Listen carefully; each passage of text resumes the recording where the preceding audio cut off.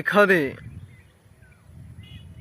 সবাই একে অপরকে নিচু প্রমাণ করতে ব্যস্ত।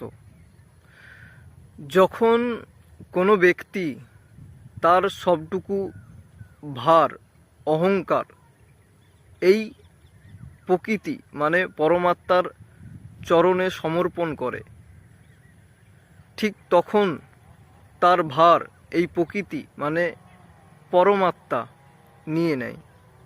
এখানে পুরোপুরি জীবনের সাথে সমান ভাগে ভাগ নাও।